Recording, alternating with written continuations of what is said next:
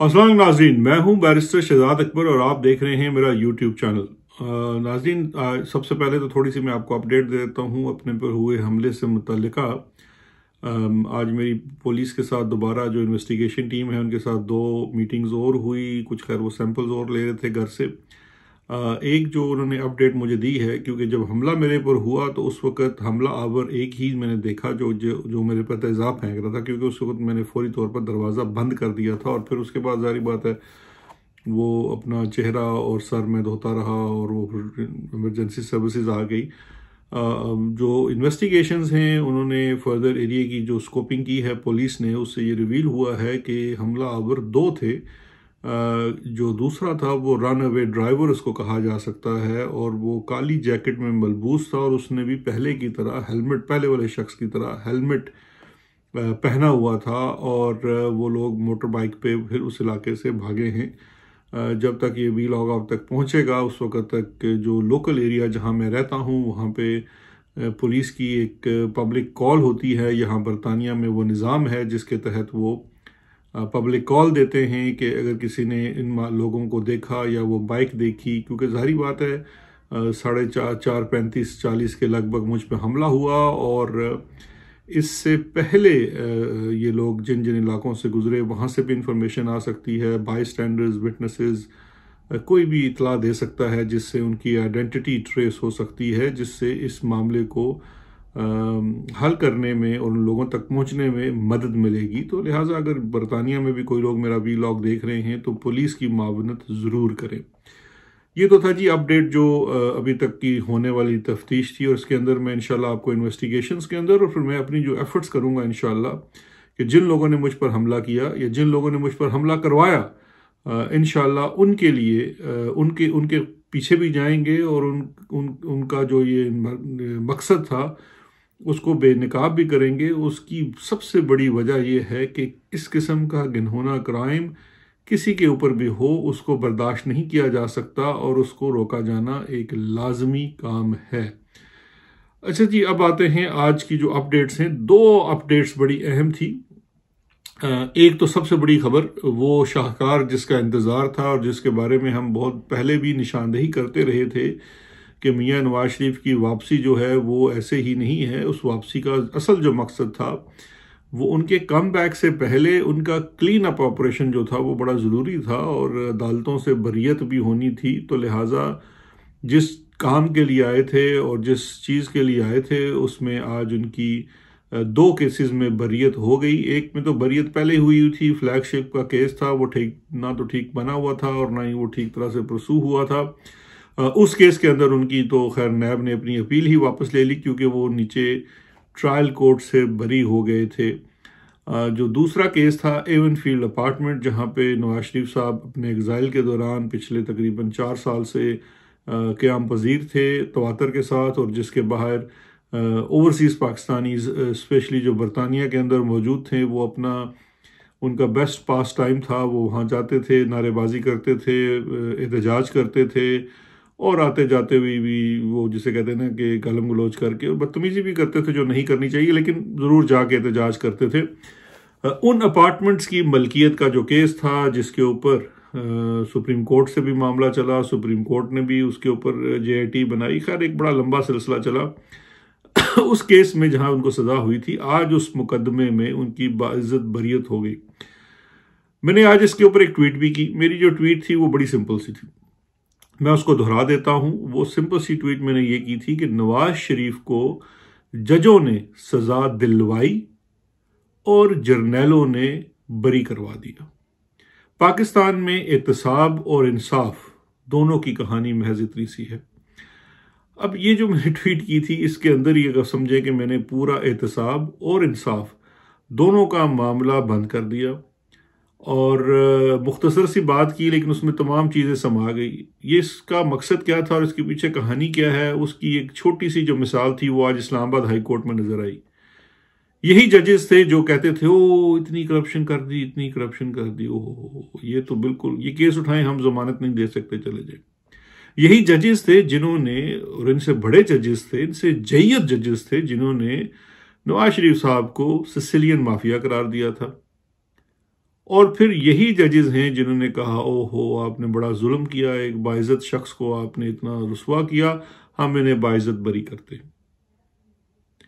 मैं ये सब, अच्छा ये तो देखें यहाँ तक तो बात, ये तो एक on the face of it बात है। इस बात के पीछे जो असल बात है वो ये है कि ये कैसे मुमकिन होता है।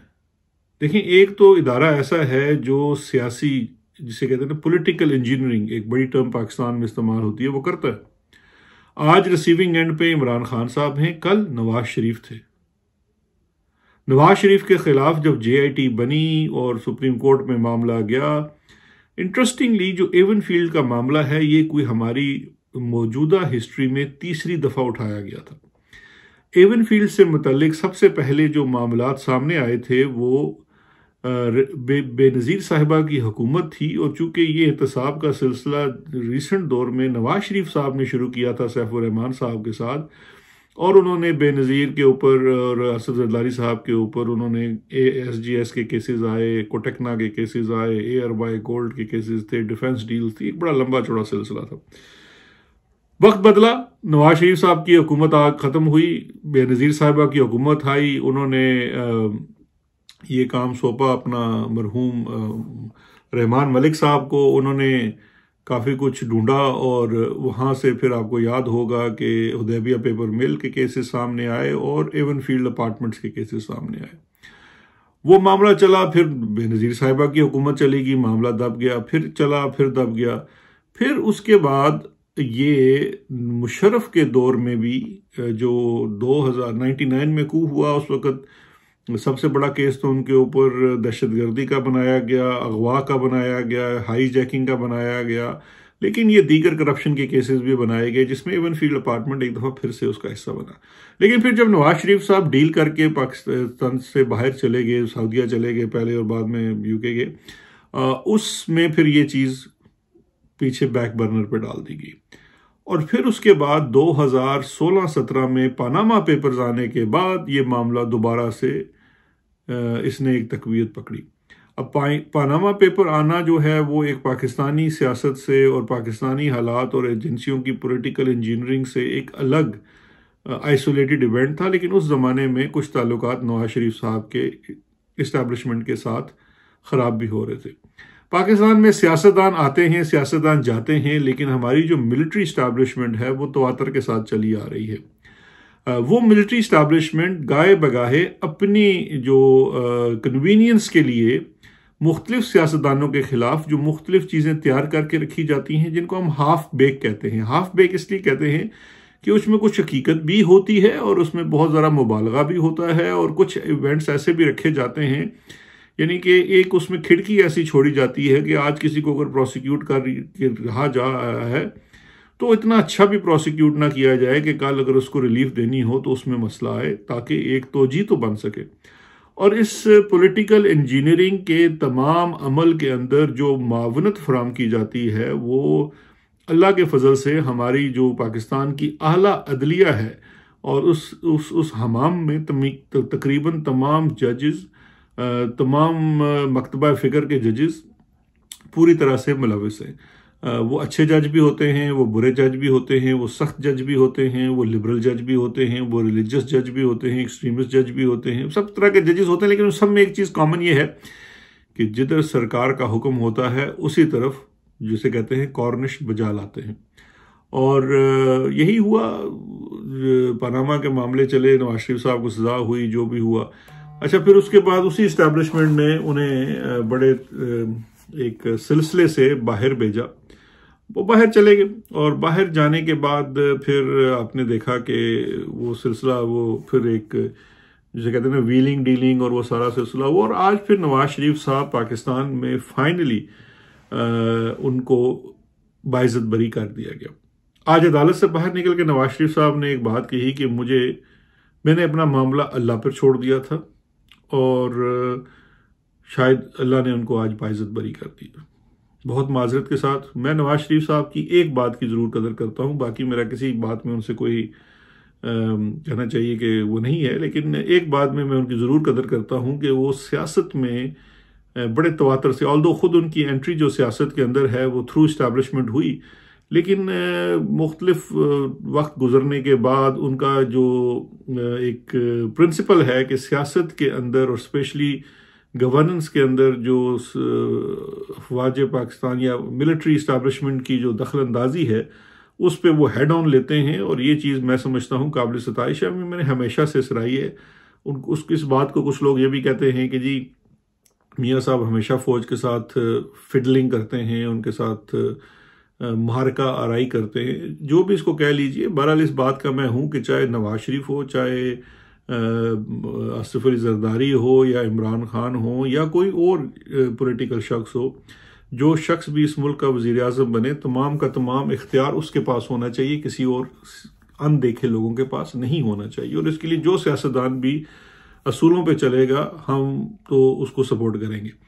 लेकिन अफसोस ये है कि मियाँ साहब ज़रूर कहते हैं कि वो ये नहीं मुदाखलत चाहते, लेकिन अपनी वापसी का रास्ता और अपना इंसाफ भी उन्होंने अल्लाह मियाँ से नहीं लिया, उन्होंने जिन मियाँ साहब से लिया है वो हम सब जानते हैं। अनफॉर्चुनेटली और फॉर्चुनेटली, चाहे आपके साथ इंसाफ हुआ हो या ना हुआ हो, रिलीफ जो है हमारे मुल्क में आपको तब तक नहीं मिलती, स्पेशली अगर आप इफ यूर समबडी, गरीब आदमी के तो मामलात पैसे से मुताल्लिका होते हैं, पैसे होंगे तो उसको इंसाफ मिल जाएगा, पैसे नहीं होंगे तो इंसाफ नहीं मिलेगा। जो बड़ा और जोरावर शख्स होता है, his politics has to be right. अगर उसकी पॉलिटिक्स ठीक है, यानी कि उसकी पॉलिटिक्स ठीक होने का मतलब ये है कि अगर वो इस्टेब्लिशमेंट के उल्टी तरफ नहीं खड़ा है तो उसको इंसाफ मिल जाएगा। इस्टेब्लिशमेंट के साथ होना उसका बड़ा ज़रूरी है। मेरा भी इस वक्त कसूर ये है कि मैं इस्टेब्लिशमेंट के साथ नहीं हूँ। मैं अगर आज इस्टेब्लिशमेंट के साथ हो जाऊँगा तो मेरे तमाम रांझे राज़ी हो जाएंगे। तो मियाँ साहब ने भी अपने तमाम रांझे जो हैं वो इस्टेब्लिशमेंट के साथ मिलकर पूरी एक गठजोड़ कर राज़ी किए, और उसके लिए उन्हें आज एक रिलीफ मिल गया है। अभी अल अज़ीज़िया का केस है, उसमें भी रिलीफ मिल जाएगा। और तुफ है नेशनल अकाउंटेबिलिटी इदारे के ऊपर, जिसके लिए मैं समझता हूं कि मैंने तो बड़ी कोशिश की उनके मसाइल को समझते जानते हुए। जब मैं एहतसाब का मशीर था तो मैंने बड़ी कोशिश की कि नैब के इदारे को बेहतर किया जा सके। बड़ी रिलक्टेंस थी और बहुत ज़्यादा इंटरफेरेंस थी, ISI की बहुत ज़्यादा इंटरफेरेंस थी नैब के अंदर। इसके बावजूद मैंने कोशिश की कि इसके अंदर जो लोग काम करते हैं, जो इन्वेस्टिगेटर्स हैं, जो प्रोसिक्यूटर्स हैं और दीगर जो इनका अमला है, अच्छे लोग हैं। वो तो जाहिर बात है हुक्म के ऊपर चलते हैं, जिसको बहुत ज़्यादा फ्रस्ट्रेशन महसूस होती है वो इस्तीफ़ा देकर चला जाता है। मैं बहुत सारे ऐसे लोगों को जानता हूँ जिन्होंने नैब के अंदर से इस्तीफ़ा दिया है, ज़्यादातर का लीगल ब्रांच से ताल्लुक था, वो चले जाते हैं, वो नहीं रह सकते उस माहौल के अंदर। तो इसलिए मैंने भी कोशिश की कि जब तक मैं एहतसाब को मशीर था कि इनके हालात बेहतर किए जाएँ, इनको इंडिपेंडेंट किया जाए, इनकी तनख्वाहें बेहतर हों, मराहत अच्छी हों, ताकि ये इंडिपेंडेंटली बगैर किसी लालच तमा के काम कर सके। लेकिन अफसोस की बात यह है कि लीडरशिप चूँकि मैटर करती है, और एहतसाब ब्यूरो की लीडरशिप जो है वो इस वक्त तो खैर हाईली कॉम्प्रोमाइज्ड है, पहले भी कोई इतनी अच्छी नहीं रही, तो लिहाजा उसकी वजह से जो ये इदारा है ये एक कठपुतली बनकर रह चुका है, और वो कठपुतली जिस तरफ मोड़ी जाती है वो चली जाती है। कल इसी कठपुतली ने बज़ोर शमशीर जो है प्रोसिक्यूट किया, और आज इसी कठपुतली ने बज़ोर शमशीर रिलीफ दिया। आधा घंटा मांगा था इन्होंने जनाब अपने आर्गूमेंट्स करने के लिए, जिसके ऊपर अदालत में हंसी बड़ी हुई थी, लेकिन आज आधे मिनट में उन्होंने केस ख़त्म करवा दिया। आधा मिनट 30 सेकंड्स आर्ग्यू किया है नैब ने अपना केस, और उनका टोटल कहना यह था जी कि हमने तो ये केस सिर्फ और सिर्फ सुप्रीम कोर्ट ऑफ पाकिस्तान के हुक्म पे फाइल किया था। वैसे एक लिहाज से नैब के लोगों ने ये कालक अदालतों पे भी मल दी, जजों पे मल दी कि जी ये आपका किया कराया था, कभी आप हमें हुक्म करते हैं ये करें, कभी वो करें, तो इसमें हमारा क्या कसूर है। तो ये था जनाब किस्सा मुख्तसर, इंसाफ हुआ, एहतसाब हुआ और किस्सा तमाम हुआ।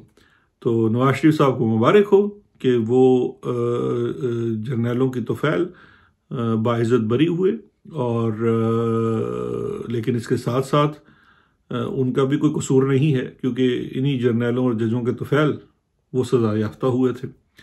इन तमाम चीज़ों में, इन तमाम बातों में जो नुकसान होता है वो इंसाफ का और एहतसाब का होता है। बहुत सारे मेरे सुनने वालों को शायद ये बात पसंद ना आए और ये अजीब सी लगे कि मैं पता नहीं नवाज शरीफ के हक़ में बात कर रहा हूँ या उसके खिलाफ बात कर रहा हूँ। मैं हरगिज़ ना नवाज शरीफ के हक़ में बात कर रहा हूँ, ना नवाज शरीफ के खिलाफ बात कर रहा हूँ। मैं बात कर रहा हूँ पाकिस्तान में निज़ाम की। ये टारगेटेड काम नहीं होना चाहिए। अगर आपने सही मानों में एहतसाब करना है तो एहतसाब तसलसल के साथ होना चाहिए। ये एहतसाब नहीं होना चाहिए कि आज इमरान खान अगर इस्टेब्लिशमेंट के ख़िलाफ़ है तो उसका एहतसाब होगा, और आज अगर नवाज शरीफ उसके ख़िलाफ़ है इस्टेब्लिशमेंट के तो उसका एहतसाब होगा। जब ये कल मिल जाएगा तो इसके तमाम केसेस को गलत करार दे दिया जाएगा। मैं तो इन चीज़ों के ऊपर बात कर रहा हूँ। मेरा इसमें कतई ना मैं किसी के ख़िलाफ़ हूँ, मेरा आर्गूमेंट ना ही किसी के हक़ में है। मेरा आर्गूमेंट सिर्फ इन दो चीज़ों, एहतसाब और इंसाफ के साथ है कि ये दोनों चीज़ें पाकिस्तान के अंदर और पाकिस्तान के कॉन्टेक्स्ट के अंदर महज मजाक बन के रह गई हैं, जबकि ये दोनों बहुत सीरियस चीज़ें हैं। और ये हमारे निज़ाम अदल के लिए एक बहुत बड़ा, जो समझता हूँ, सवालिया निशान है। क्योंकि देखिए, जब आप लेफ़्ट साइड पे होते हैं तो आपका हर फैसला महफूज हो जाता है, महीनों नहीं सुनाया जाता। आप राइट साइड पे होते हैं तो फिर ट्रांसपेरेंसी की आला मिसालें कायम की जाती हैं, अदालत में खड़े खड़े आपको फैसला सुनाया जाता है और फौरी इंसाफ किया जाता है। इस बात को यही छोड़ते हैं, आगे चलते हैं। मुख्तसरन एक और बात आपसे अर्ज करनी थी। फैज़ाबाद धरना केस, जो हमारे ऑनरेबल चीफ जस्टिस, जिन्होंने मुल्क के तमाम मसाइल, इस वक्त फंडामेंटल राइट्स के बड़े सीरियस इशू हैं, मिसिंग पर्सनस हैं, जो इस्लामाबाद हाई कोर्ट के एक बड़े दलेर जज ने, मोहसिन अख्तर कियानी साहब ने उठाए, तो वो हैं, अल्लाह उनकी हिफाजत करे, क्योंकि मुझे नहीं लगता कि उनको आसान छोड़ा जाएगा। वहाँ पे जो हमारे चीफ जस्टिस साहब हैं, जो आई थिंक चैम्पियन, जो है ना, चैम्पियन लिबर्टी थे, वो इन तमाम मसाइल से जो हैं वो बिल्कुल आज़ाद हैं। वो इस तरफ नहीं देखते हैं कि कोट लखपत की जेल में कितनी औरतें बंद हैं और क्या हो रहा है वगैरह वगैरह। वो इस वक्त सिर्फ और सिर्फ फैज़ाबाद धरना जो हुआ था, एक धरना जो एक ज़माने में हुआ था जिस पर उन्होंने फैसला दिया था, और उनको लगता यह है कि उनके खिलाफ रेफरेंस उसके लिए फाइल किया गया था, उस पर फोकस है। तो उस पर बनाए हुए कमीशन के अंदर जो है वो, जो उस वक्त के वज़ीर आज़म थे शाहिद खाकान अब्बासी साहब, वो पेश हुए, और सुनने में आ रहा है कि उन्होंने फैज़ाबाद धरने के अंदर जनरल फैज़, जो उस वक्त के डीजीसी थे, उनकी जानिब से किए गए मुआहदे और उस पर दस्तखत की पूरी जिम्मेदारी कबूल कर ली। ये नून लीग के लोगों को बड़ा पसंद नहीं आएगा, लेकिन मैं इस बात के बाद शाहिद खाकान अब्बासी का कम से कम इस लिहाज से कायल हो गया हूँ कि उस इंसान के अंदर कोई ना कोई असूल तो मौजूद है। क्योंकि बाकी जो लोग हैं इस वक्त हमारी सियासत और रियासत के अंदर, मुझे उनमें असूलों का और इवन बेसिक डिसेंसी की भी फुकदान नजर आती है। एक मेजर, जो मैं बार बार कह रहा हूं, मुझे इससे कोई गर्ज नहीं है अब जनरल फैज के साथ क्या करें, वो जाने और उनके काम जाने, लेकिन एक जो डीजीसी है, मेजर जनरल है, ग्रेड 21 का मुलाजिम है, उसके ऊपर सारा मलबा डालना और उसके साथ जाती दुश्मनी निकालना, जबकि आप अगर इतने ही 30 मार खान है तो फिर उस मेजर जनरल का एक 3 स्टार जनरल भी सरबराह था, और फिर आर्मी चीफ होता है जो तमाम हाजिर सर्विस फौजियों का सरबराह होता है। आप सारा इल्ज़ाम उठा के उस पर डाल रहे हैं कि जी फैज़ाबाद धरना जनरल फैज़ नहीं। अगर आप सही मानों में जाना चाहते हैं तो फिर आप पूरे मामले को देखें। आज भी यही एजेंसियां इसी तरह से तमाम मामला चला रही हैं। आज भी सियासत के अंदर उनकी दखलंदाजी क्या आपको नजर नहीं आ रही? ये जो सब वजीर दाखिला, वजीर आजम, ये कौन लोग हैं? ये कहाँ से आए? इनको किसने बनाया? इनको अपोजिशन लीडर और लीडर ऑफ द हाउस ने बनाया वजीर आजम या निगरान वजीर? इस वक्त मुल्क में जायदुल मियाद जो हुकूमतें चल रही हैं, ये कहाँ से बनी हैं? ये किस जगह से बनती हैं? आप स्टक होके बैठे हुए हैं फैज़ाबाद धरने के ऊपर। तो शाहिद खाकान अब्बासी के अंदर कम से कम इतनी डिसेंसी है कि he was the prime minister, और जो डीजीसी होता है और डीजीआई होता है वो प्राइम मिनिस्टर के जेर कमांड होता है।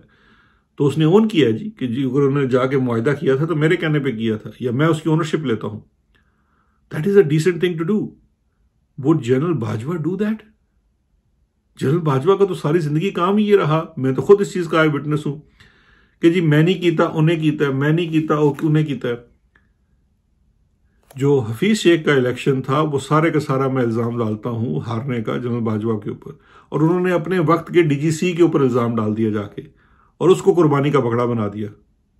जबकि मैं ये कहता था बार बार, इसी वजह से जनरल बाजवा को मैं बहुत बुरा लगता हूं, मैं बार बार कहता था कि जी वो उस बेचारे का नहीं, इन्हें जोगा नहीं, हो उसका कसूर ही नहीं है, ये सारा किया कराया इनका है, ये इस वक्त डील हो चुकी है। ये मैं 2021 से कह रहा था कि गेम सेट हो चुकी है, शहबाज शरीफ के साथ हो चुकी है, वो डिग्गी में बैठ के जाता है, ससुर जी को ओजड़ियां खिलाई जाती हैं। ये जनाब 2 बाबे हैं हमारे जो नेशनल असेंबली में नून लीग के, ये टिफिन बना के लेकर जाते हैं शाम को उधर, वो जो महफिल होती है, उस महफिल के बाद खाना जब चलता है वहाँ पे, तो ये सारी चीज़ें, ये ओनरशिप लेते हैं उसकी। तो मुझे तो अभी तक तो पूरे मामलात के अंदर एक ऑनरेबल आदमी जो है, even for that matter unfortunately हमारे चीफ जस्टिस साहब जो हैं, वो भी एक यकतरफा जो इस वक्त मामला चला रहे हैं, ये कोई अच्छी बात नहीं है। ये पता नहीं इनको कैसे किया जाएगा। अभी तो और बाकी छोड़ दें, असतूर ही इस वक्त आपको जज कर रहा है, बार बार आपसे अपीलें कर रहा है कि खुदा के लिए सही चीज़ों के ऊपर फोकस कीजिए, आप तो ज़ाती दुश्मनी और ज़ाती अनाद मुकाने पे आ गए हैं।